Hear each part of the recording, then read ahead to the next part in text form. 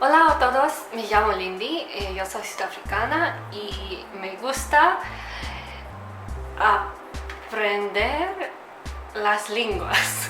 Yes, I did say I was never going to learn Spanish, that is true, but I would like to make something clear here, and that is that people change, reasons for learning language change, situations change.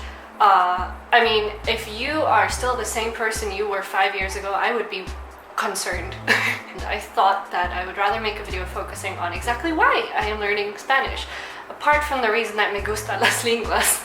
So I was always like, you know, Spanish is everywhere. Do I really need to learn it now? You know, it's always going to be there. So I was never really interested in it for the sake of it as a language. But I've always been listening to Spanish music.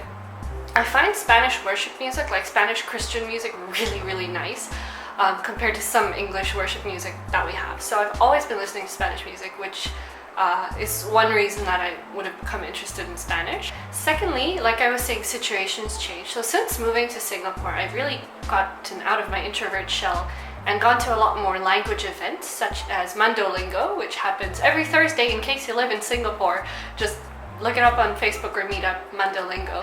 It's a polyglot meetup where people wear flags of the languages they speak, and you just mingle and hang out with people, and you can practice languages you're learning. Almost everyone at Mandolingo speaks Spanish, and I've been searching for a few other language meetups, and one of the groups they have here in Singapore is a Japanese Spanish meetup. And I was really surprised by how much Spanish I understood. Actually not surprised, because I know how much Spanish I understand because of my background in French. Very, very similar. So I have the big problem that I can understand what a conversation is about. I can have someone talk to me and I will be able to paraphrase what they are saying in general, but I won't be able to reply in Spanish. I cannot conjugate verbs, I cannot formulate sentences, but when people give me that information, I'm able to comprehend it, but I cannot give the information back. I'm participating in the Lucha de Marathon, which is 3 months of intensive Spanish lessons. And I thought it is such a great opportunity to take part in kind of a situation where you are encouraged to really learn Spanish seriously, or any other language if you're doing the marathon. That's in another video, you guys can check that out. But now that I'm really, like, there's an outside force of motivation, like it's a challenge, it's a motivation, it's just 3 months, let's see how much I can get done. The competitive spirit in me is like, let me try it and see. The other reason is that my mom is learning Spanish. And my mom and I have always sort of learned patches of languages together. We're always really interested in different cultures and music.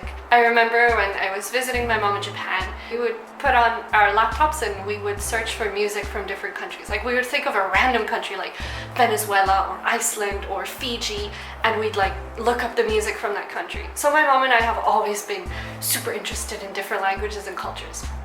When I started learning Hungarian, she learned some Hungarian too. We actually started learning Korean together, and she's participated in some of my Afrikaans videos from my Afrikaans channel. So hello mom, if you're watching this. I mean, hola mama. Yes, that is another reason. So I would like to learn Spanish sort of at the same time as her, so we can throw some phrases in, because my mom and I like to mix languages when we talk to each other. Like I was saying, people change, situations change.